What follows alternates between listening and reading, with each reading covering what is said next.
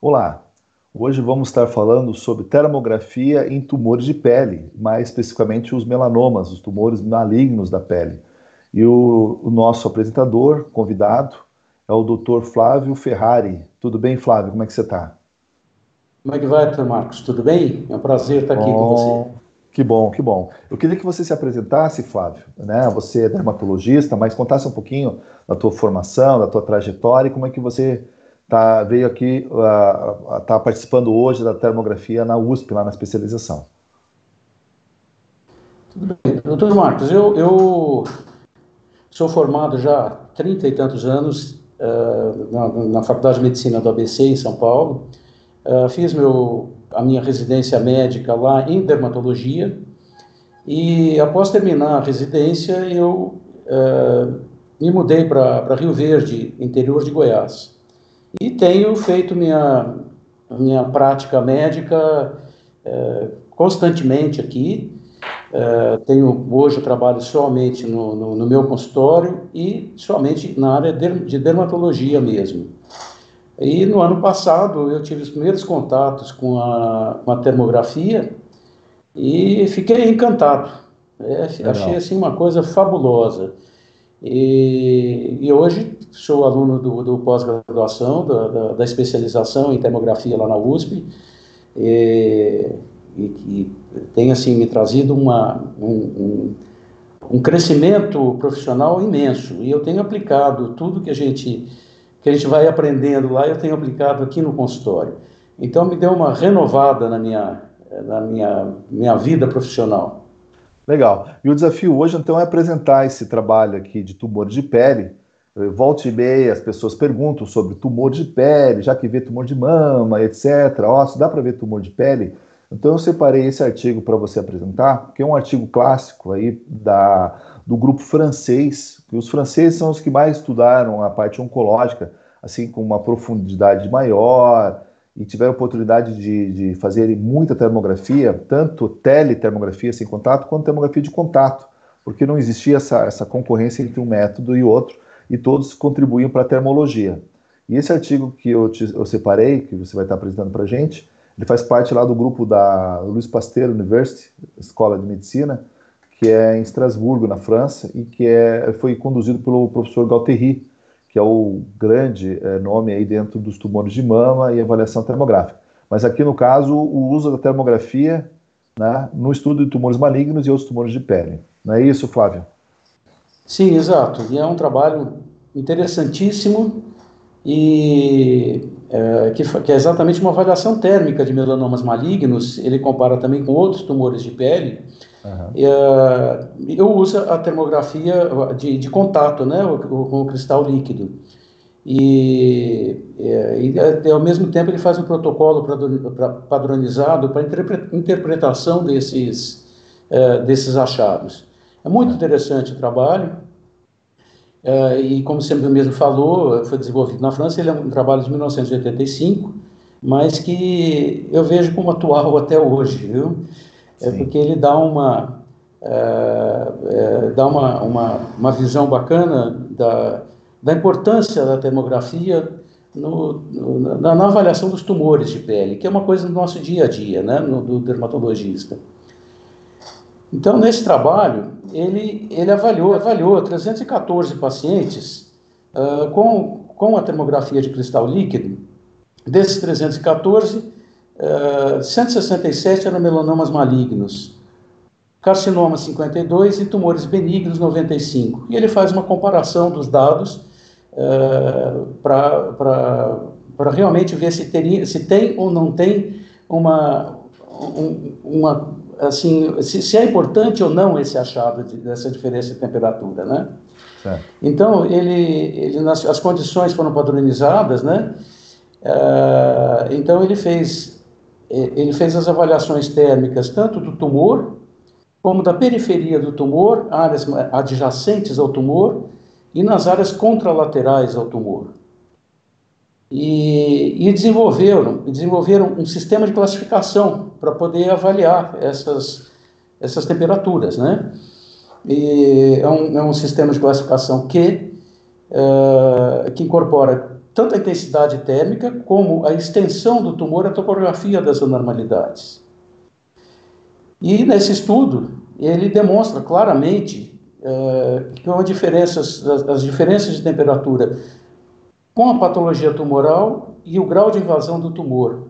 Quer dizer, existe realmente uma proporção de uma temperatura pior, quanto maior o grau de invasão do tumor, maior as diferenças de temperatura. Certo. Então, por exemplo, e quanto mais, e os tipos de tumores também, né?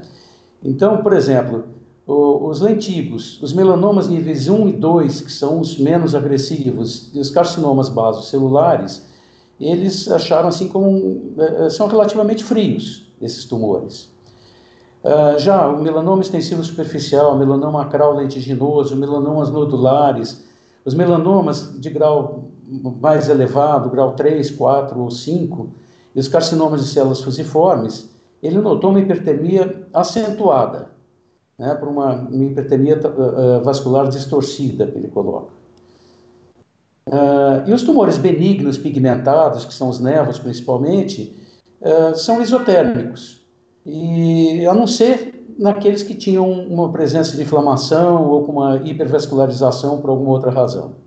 Certo. Só para comentar, é legal, ele fala em termografia de contato, mas ele também usou a termografia sem contato aqui para avaliação, né? Eu acho legal isso. E sim, que ele usa a teletermografia também. Então eles usavam os dois métodos. E quando ele encosta a placa, ele tem a segurança de dizer que realmente aquilo é mais hipertérmico, né? No sentido, porque tem um contato, né? Enquanto que na tele você não tem o contato, então é hiperradiante, tem uma radiação maior, né? Fazer uma biópsia, coisa que talvez sem a termografia nós não fizéssemos. E o contrário, o inverso é verdadeiro também. Às vezes uma lesão que a gente acha que ela está com uma característica muito feia, a gente faz a termografia e não tem assim uma expressão termológica muito grande. E isso já deixa a gente mais tranquilo. Não é que a gente vai deixar de fazer a biópsia por causa disso, mas deixa a gente mais tranquilo, né? Legal. E fica mais do que óbvio, né, que isso até você coloca sempre no curso, que é uma extensão dos nossos olhos, né, que a gente está aproveitando, ainda mais para o dermatologista, que o visual é importantíssimo, né, isso é uma extensão, é uma coisa que eu colocasse um óculos aqui, ou uma coisa assim, que eu pudesse enxergar muito melhor aquilo que eu estou enxergando sem ele, né. E nos últimos anos, cada vez mais trabalhos têm saído mostrando a importância da termografia nas lesões dermatológicas, né? Uhum. Então, nesse trabalho, ele estudou então um grupo grande, né, de 314 pacientes, e que o melanoma maligno era a maior parte. Entre eles, ele dividiu em lentigo, no superficial, melanoma superficial e nodular. Uhum. Os carcinomas em base celular e nos carcinomas de células fusiformes. E os tumores benignos tinham uns nevos pigmentados, osteocitomas e outros que estavam com um número grande de casos, né? Agora sim, pacientes, como? Desculpa, para juntar 167 melanomas malignos, sim, não é pouca coisa, né, Flávio? Não, só tem muita coisa. É importante essa casuística dele. Certo. E todos esses pacientes, além do exame físico, exame termográfico, foram feitas biópsias e a cirurgia definitiva sempre que necessário, né? Então eles fizeram aqui, na área tumoral primária, nas áreas ganglionares, do mesmo lado do coisa, e nas áreas ganglionares contralaterais, do mesmo lado do tumor, né? Ipsilaterais.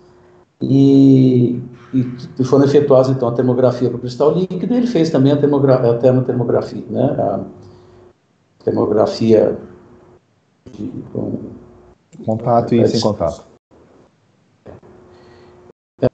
Ele fala um pouco sobre a termografia dos cristais líquidos, né, que na época ele estava começando a usar com almofada elastométrica flexível, que era diferente da rígida, né, e que aplicava melhor alguns locais eram mais fáceis de serem feitos com ela.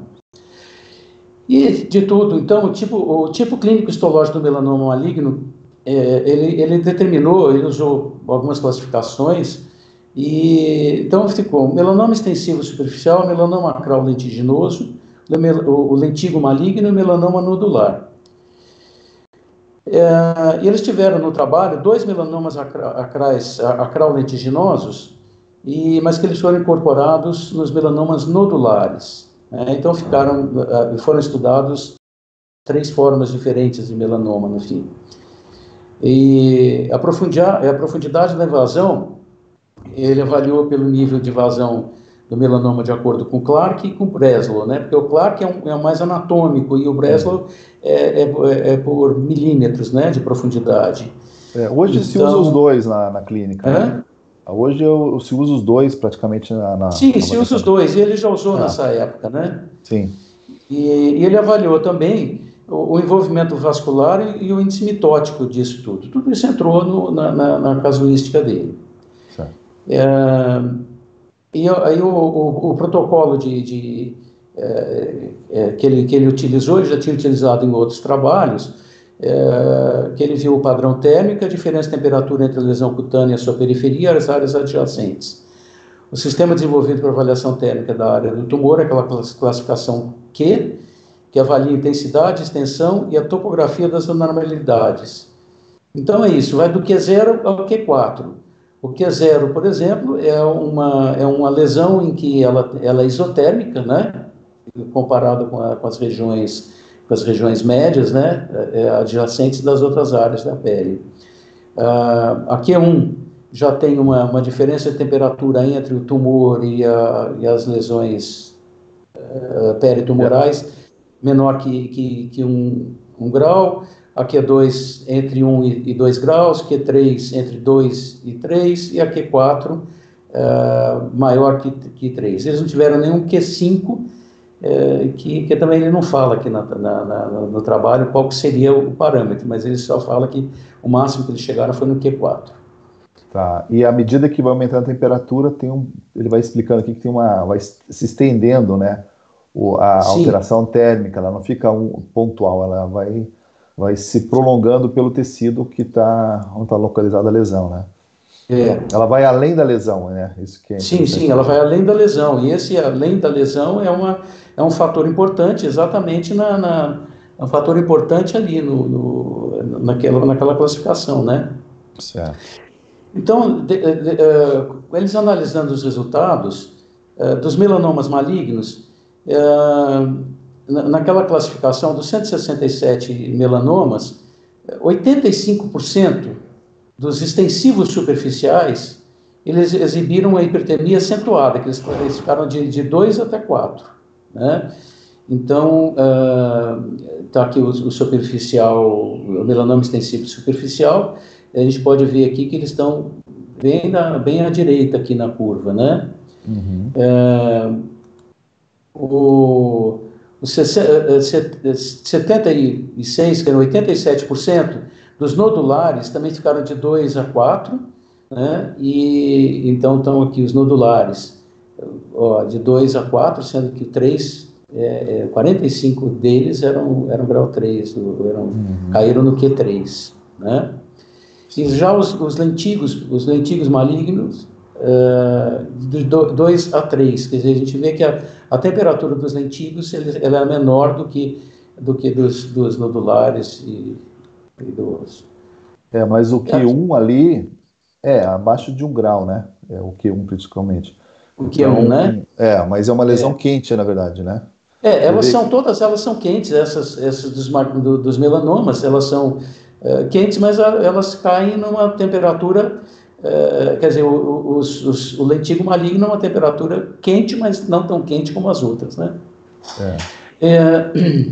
Aqui nessa figura, ele era de melanoma, mas que clinicamente parecia um esteocitoma. É aquilo que eu tinha falado no começo. Às vezes a gente olha uma lesão dessa, não, esteocitoma. De qualquer jeito ele acabaria fazendo uma biópsia mesmo, mas a gente não estaria, eu, assim, na minha prática, não estaria tão preocupado com o melanoma, e sim, realmente minha primeiro diagnóstico seria o esteocitoma. Claro, queria fazer a biópsia. Daí, quando ele faz a termografia, ele nota o grau, quer dizer, aqui no caso ele é em azul, né, a hipertermia, né?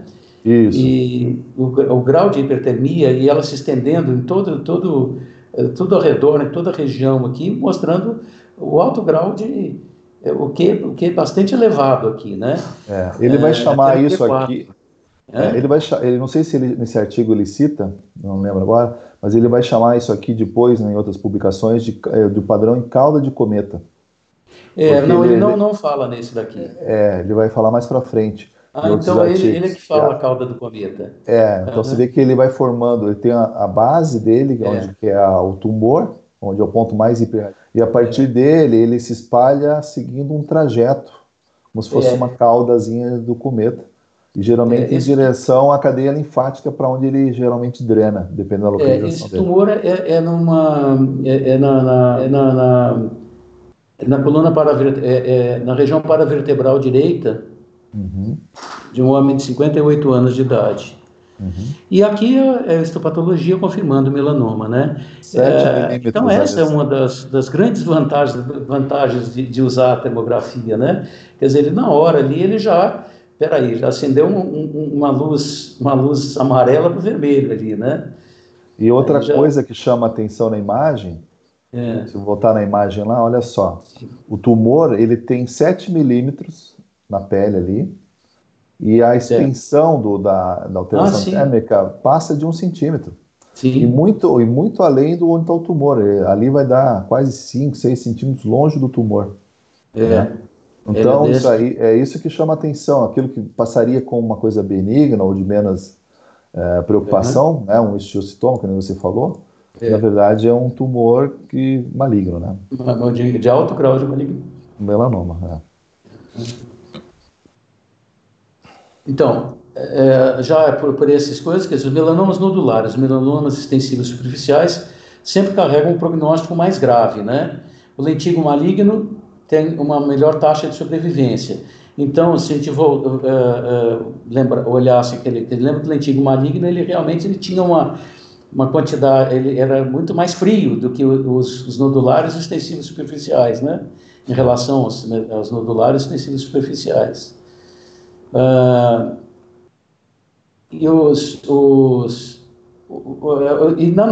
Nesses exames, tumores frios classificados como Q0 e Q1, somente 15% desses melanomas é que eles eram realmente classificados em Q0 e Q1. Quer dizer, 15% dos extensivos superficiais e 13% dos melanomas nodulares. Quer dizer que, claro que existem aqueles que fogem dessa análise, mas que em quantidade, se a gente pegar os 85% que estão maiores, já chama bastante atenção, já dá uma boa peneirada, né? E enquanto que os lentigos malignos, 66% eles eram frios, né? Quer dizer que aí ele já está mostrando o grau de agressividade do tumor com a temperatura, né, que está sendo vista ali. E então, esses dados ele já tinha visto em outros trabalhos, né? Uma coisa interessante que depois ele comenta, e dá para a gente entender o porquê, que não houve uma correlação estatisticamente significante entre entre a classe termográfica Q e o nível de invasão, o índice de Breslow.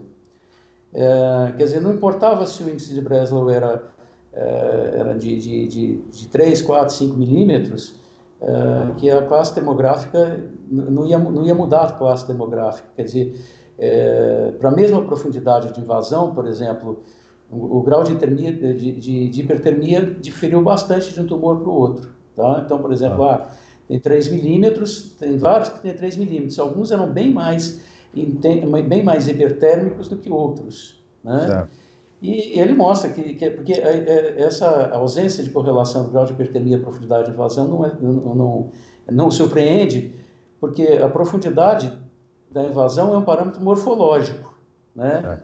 Enquanto que o grau da hipertermia é o reflexo da função fisiológica do metabolismo, então, das alterações vasculares inflamatórias no tumor. É aquilo que você tem falado bastante na coisa que nós estamos falando de uma disfunção ali que não é uma coisa anatômica, né? Certo. Bom, daí ele passa para os tumores benignos, também os tumores benignos, eles estão exatamente no outro lado da curva, né? Quer dizer, a maioria dos nevos pigmentares, 90% deles, 93% deles na Q0 e Q1. O osteocitoma também era coisa... vamos passar aqui um pouquinho. Aqui as legendas estão trocando trabalho, não deu tempo de eu trocar aqui. Mas esse é realmente um osteocitoma, que é uma lesão benigna, né? Aqui a termografia mostrando praticamente uma isotermia, né? Uma pequena diferença de temperatura. Os pontos aqui que são mais intensos aqui foi por coçadura mesmo, né? Para a pessoa coçar. O prurido, né? Que ele teve ali, que é só um pontinho, o único ponto quente ali, ó, né? E ele não tem aquele... que não tem o formato da cauda de cometa, lá como a gente comentou anteriormente, né? Sim. Não, e depois ele relata que é por coçar mesmo, era uma lesão pruriginosa e o indivíduo tinha se coçado. E aqui confirmando isso patológico com o pigmento férrico. Agora é interessante como essa imagem é parecida com aquela anterior que você mostrou, né? Sim, sim. Do melanoma, né? É parecidíssima, né? Realmente aquele melanoma lá era melanoma que só com os exames mesmo para a gente...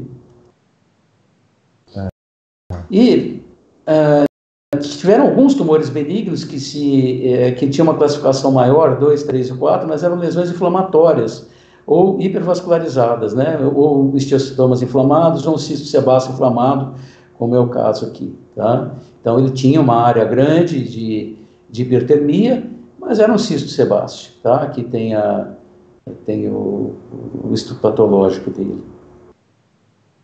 E na prática também é fácil de você... Teórica, a maioria das vezes é fácil de você não se confundir, né? Também. Pelo histórico e pelo próprio exame clínico, né? Mas é interessante, porque não deixa de ser um tumor, né? Claro. E aqui, no caso, esse daqui ele tem uma hiperpigmentação também. Às vezes tem alguns casos que a gente tem que realmente pesquisar, não ele... Esse último é o quê? É um cisto sebáceo também, né? Esse é um cisto sebáceo. É um cisto sebáceo inflamado. Dele. E ali ele fala no artigo uma área de 5 graus de diferença, então é muito intensa a diferença térmica, com uma diferença com a pele normal de 3,5, né? Então são alterações bem... 5 graus e meio. Bem acentuadas, né? 5 graus e meio. E aqui tem essa pigmentação, que talvez seja a coisa que mais chamou atenção, né, na original. Será que é só um cisto sebáceo mesmo, essa pigmentação e tal? Outra coisa interessante, se você puxar lá aquela do tumor, do melanoma, se você voltar ali o slide do melanoma, você vai ver que a diferença térmica era de 3,5. Se você voltar lá, olha, ó, 3,5. Então, ele é alta, mas uma lesão inflamatória pode ser muito mais alta ainda. Sim. Mas essa extensão aqui parece que ela está bem maior que a outra. Apesar de que isso vai variar do grau da extensão do processo inflamatório ali, né? Então, mas é interessante realmente. Aqui mas quando tem lesão na pele, a gente vê muito isso, aqueles panaríceos, assim, tanto em pés, em mãos, eles formam uma imagem tão hiperradiante que sobe toda a cadeia linfática, até a axila, até a região inguinal, depende da região, né? E que é gritante, assim, e não é uma situação de inflamação benigna, né? Depois, quando ele vai analisar os carcinomas de pele, né, e que uma correlação, que ele acha que os carcinomas têm uma correlação bastante grande da parte histológica com o tipo de, com a temperatura, né? Então, os carcinomas basocelulares, eles estão aqui Q0, Q1 e Q2, a maioria, né? Aham. Enquanto que os de células fusiformes, eles têm o pior prognóstico, estão na classe 3 e 4. Essa diferenciação clínica na prática, como é que é? E quando ele fala em fusiforme, eu fiquei na dúvida em relação ao que a gente chama de espino celular. Porque o fusiforme ele é um tumor, principalmente mais tumor epidérmico, né? Como é o carcinoma basocelular, né? São células escamosas, né? As células escamosas. Normalmente, existe sempre uma dificuldade, porque inclusive tem alguns tumores que são até basoespinocelular, né? Quer dizer, eles têm características dos dois, até histologicamente. Uhum. Mas tem algumas características, principalmente dermatoscópicas, que a gente percebe bem entre um e outro. Tem características regionais, tem locais que são mais epitelial basocelular e outros que são mais espinocelulares, né? Uhum. Então, clinicamente, já dá para a gente fazer uma boa triagem, mas sempre vão ter aqueles que não dá para a gente afirmar nenhum nem outro, né? Mas na verdade, o diagnóstico final vai ser sempre feito pelo histopatológico. Mas isso daqui já muda bastante a característica. Não sei se você lembra de duas fotos minhas que tinham melanoma e tinha um espino. Não, aquilo era um basocelular. Também mas tinha. Esse aqui, o que ele está chamando de espino aqui é o espino celular mesmo. O espino celular, né? Sim.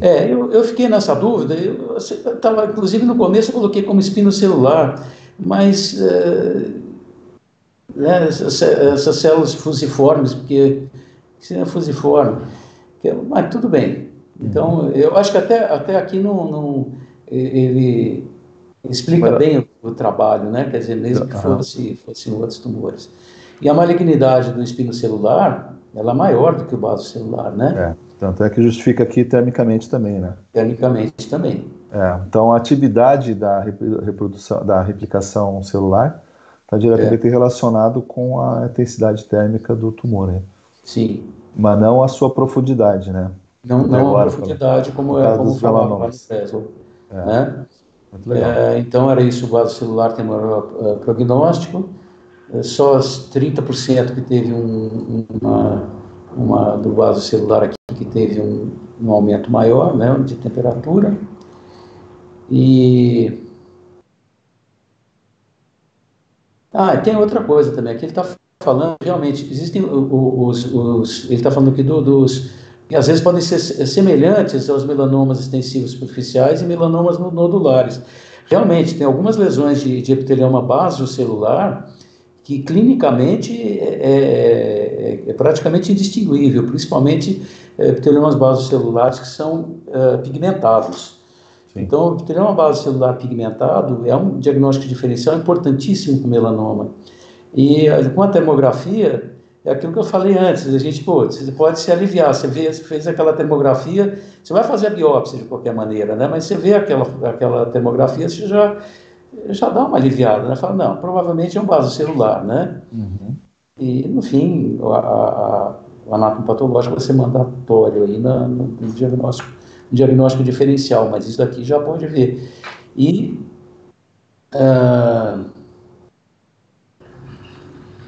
então, aqui, como é que ele fala extenso para não assim? Então era isso, que a hipertermia, ela não chega a ser específica para a malignidade, quer dizer, não é porque o tumor é benigno ou maligno que ele vai ser hipertérmico, né? Mas que tem uma diferença grande. Por exemplo, os nevos pigmentados, que são lesões benignas, 90% são frios. Os melanomas malignos, 85% são quentes, né? Então, só isso já justifica o uso da termografia como complemento valioso. Sim. E a presença dos achados clínicos, muitas vezes, ela não justifica a gente fazer uma biópsia, né? Você fala, será que eu vou fazer uma biópsia? Eu estou achando que isso é... Agora, se você faz uma termografia e ela é positiva, que ela dá um aumento de temperatura, aí é mandatória mesmo a biópsia, né? Exceto se for só inflamatório, né? Ah, sim, sim. Claro, Mas claro. falando em termos Que não é uma de, coisa que o é fácil raciocínio clínico ali, né? de diferenciar. Aham. Eu, assim, a termografia nas pequenos nervos, eu vou mostrar aqui no finalzinho, que eu acho que vale a pena do caso de hoje, que exatamente cai nisso daqui. Às vezes são nervos que a gente fica na dúvida daquele nervos, depende da coisa. Daí você faz uma termografia, ela te ajuda Ela dá um a tomar prognóstico, né? as condutas clínicas, né? As Ela dá condutas a seguir, né? ela dá um prognóstico, né? Uma ideia Ela dá um prognóstica melhor. prognóstico, né? Aham.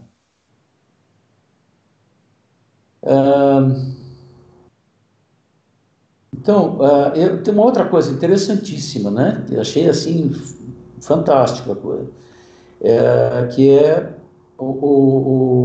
é o prognóstico, né? O prognóstico. Todas as lesões que eram mais hipertérmicas tiveram um prognóstico pior do que quanto mais quente, menor a sobrevida desses pacientes, né? Então, aqui, inclusive, coloca como até assim, o lentigo maligno, ele realmente ele tem uma sobrevida maior, sempre teve, e bate lá com lesões mais frias, né? E o melanomas nodulares, com as lesões mais quentes. Então, essa sobrevida, assim, com essa correlação de sobrevida com a... Esse gráfico mostra bem, né? Então, exatamente isso. A taxa de sobrevivência, ela diminuiu com o aumento do Q lá, quer dizer, quanto maior for o Q, menor a sobrevida, né? Porque um Q4, o índice de sobrevida é bem menor do que 10%. Q0, Em 5 Q1. anos, né? Em 5 anos, só 10%. Isso é avaliado em 5 anos. Nossa. Então, daqueles... Eu não lembro agora qual foi o número de pacientes que eles acompanharam por 5 anos. Foi um número grande. Uhum. Eles conseguiram e chegaram a essas conclusões. E 60% desclassificados como Q0,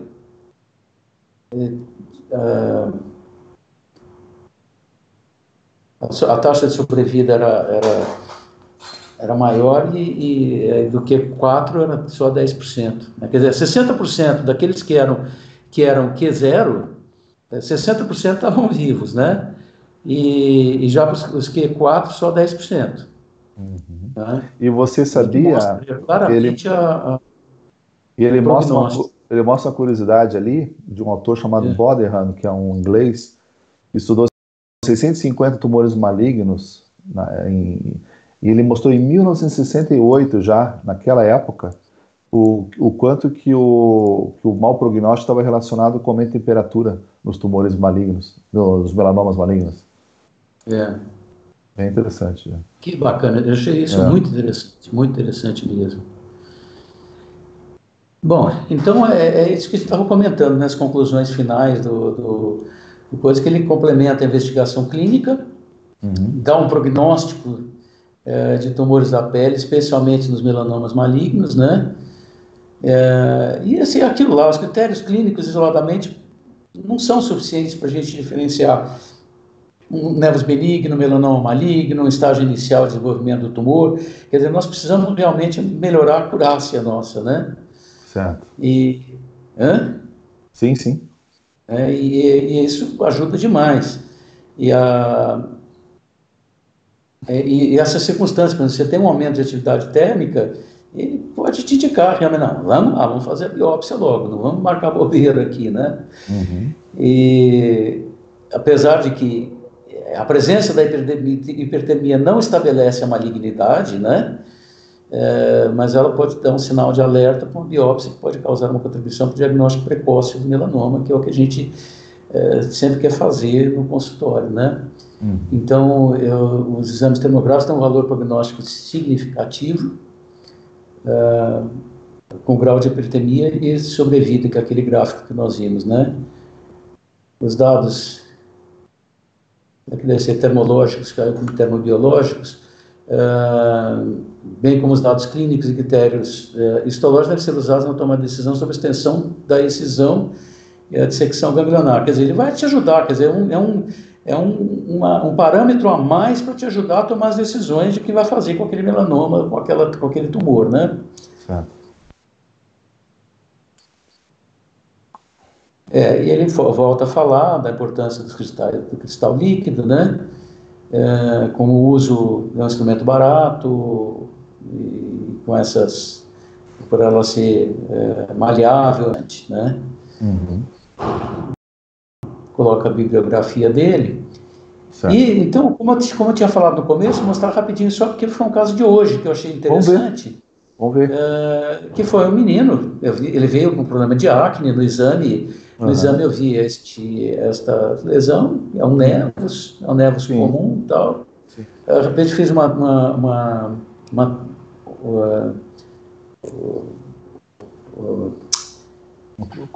fugiu o nome agora. Não, a dermatoscopia, né? Fiz uma dermatoscopia, uma lesão tanto diferente, tem algumas coisas aqui que caprichada, né? Chamam a atenção.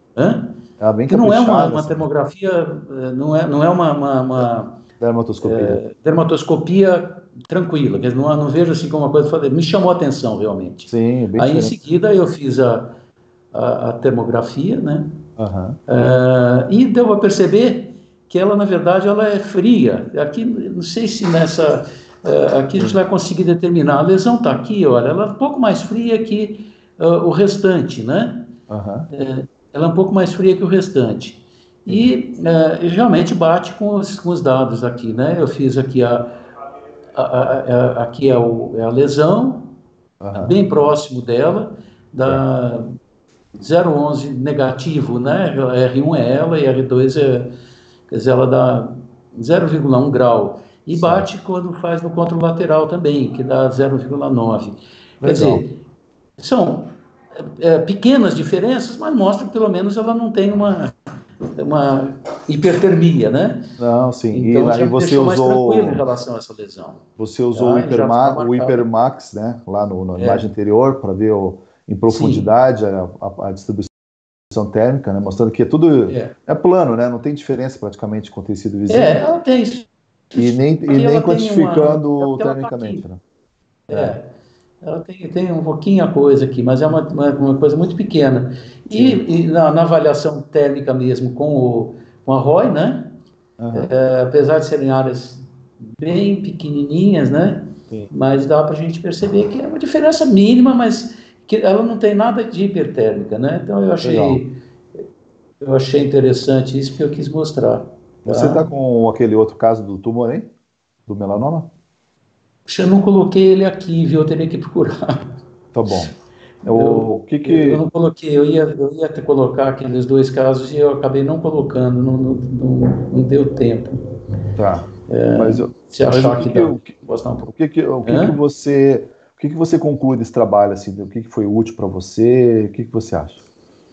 Eu acho que me deu uma segurança muito maior da importância realmente da termografia, né? Da termografia no nosso dia a dia mesmo. E mostra que a gente tem uma ferramenta valiosíssima para aumentar a acurácia nossa, né? Então, eu acho que a gente puder fazer os diagnósticos mais precoces, a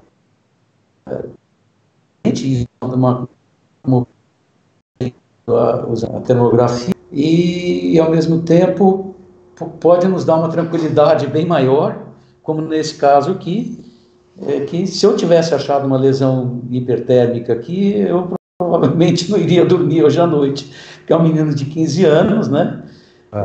que poderia pensar numa coisa maior. Então, eu acho que ele dá um bom balanço aí na coisa.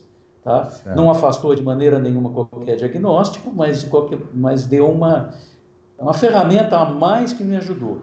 Né? Eu separei aqui, ó, aquele caso que você tinha identificado, não sei se está vendo a tela minha aqui, ó. Eu não estou enxergando a sua tela. Né? Tá ali, é só clicar do ladinho na casinha, você já vai ver a tela minha. Tá na outra janela.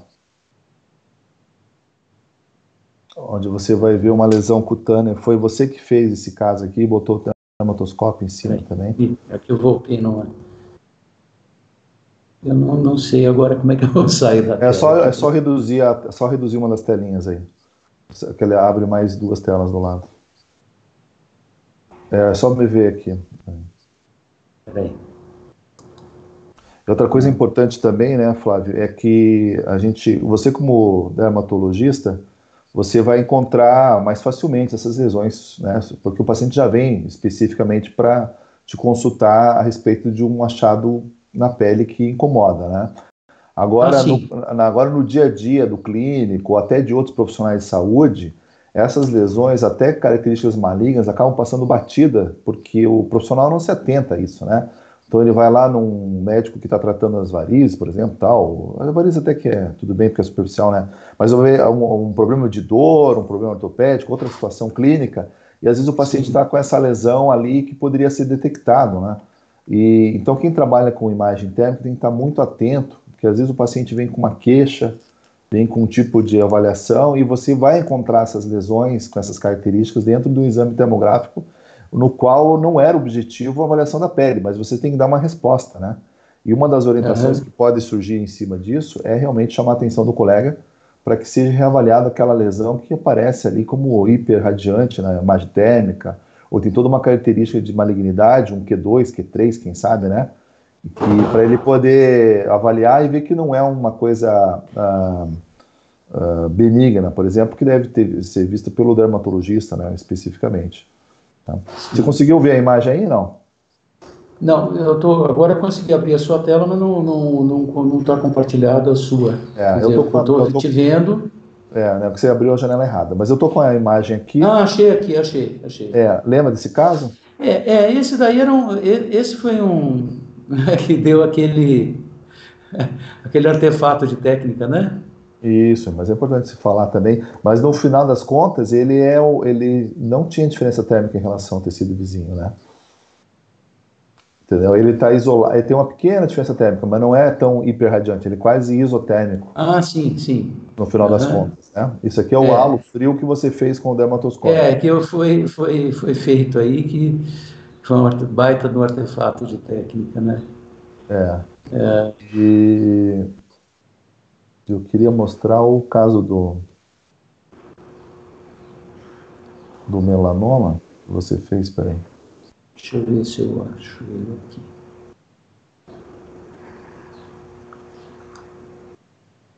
Eu ia deixar separado esse caso, mas eu realmente... Achei aqui. Achei. Tá aqui, ó. Eu vou tirar você daqui. Então, esse aqui sim, né, Flávio? Então, aqui foi em qual parte do corpo que foi essa imagem aqui? No braço direito, se não me engano. Braço. No braço, né? Tá aqui o tumor. O tumor. Aí você vê todo um halo hiperradiante a partir dele, irregular, formando aquela caudinha de cometa, né? Que na verdade até se dividiu em dois braços aqui, tem um terceiro braço. E aqui você colocou no Hipermax, né? Para a gente ver com todo o detalhe a lesão. E se vê que o centro da lesão era frio, né? Porque ele tinha uma crosta, né?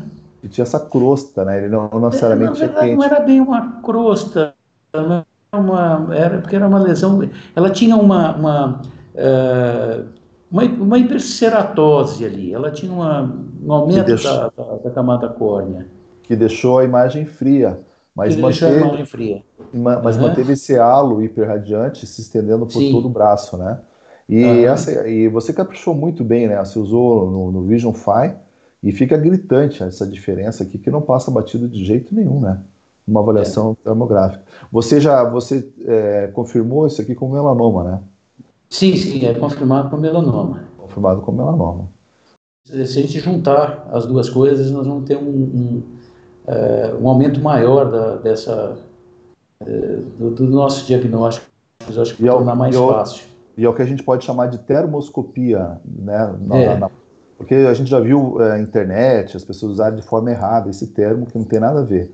Então, na verdade, a termoscopia é quando você usa realmente para uma avaliação, como é a dermatoscopia, que é muito aplicada dentro da tua área, né, Flávio, da dermatologia, mas aí com o ponto de vista térmico, avaliando esses tumores. E também a importância da pessoa entender, porque uma vez identificado hiperradiação não quer dizer que é tumor, então tem que ter esse conhecimento médico para poder afastar uma lesão benigna, uma lesão inflamatória, então não é uma ferramenta de rastreamento isolada do médico ali para dar essa informação. E também não adianta você receber um monte de exame de suspeito e no final das contas vai ser tudo lesão benigna, folículo inflamado,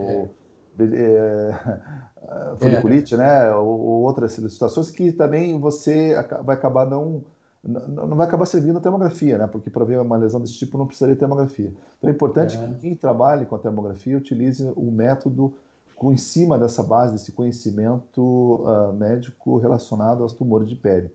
E sabendo que está diretamente relacionado com o prognóstico aí do paciente, né? Então, se de repente você pode estar tanto fazendo um diagnóstico precoce, se bem indicado, bem certo, ou se você não identificar isso, atrasando um diagnóstico importante de um tratamento que não está sendo dado o seu devido valor, né? Porque o exame em si, ele não vai te dar a resposta final, depende dessa interpretação do avaliador e o conhecimento que ele tem, a experiência que ele tem na área de dermatologia, aqui no caso dos tumores de pele, né?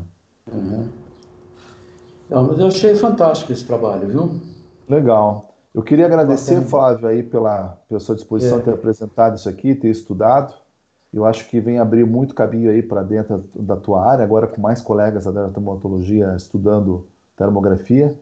A tendência é que a gente tenha mais frutos aí, né? Mesmo sendo esse trabalho aqui de já uns 20 anos atrás, mas veja quanta informação importante que ele nos trouxe e faz remeter a gente refletir do dia a dia nosso aí.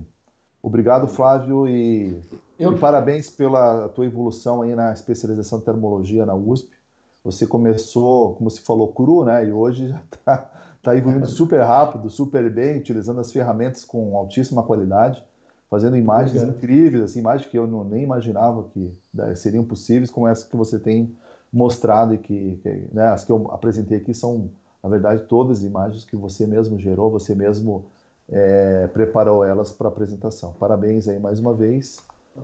Marco, eu que agradeço, inclusive essa oportunidade de você ter me passado esse trabalho específico e me propondo a fazer essa apresentação, fez com que eu me detivesse muito mais em cima do próprio trabalho, né? Foi excelente e agradeço profundamente. Tá bom? Obrigado, Flávio. Até mais. Um abraço, até logo. Um abraço, gente.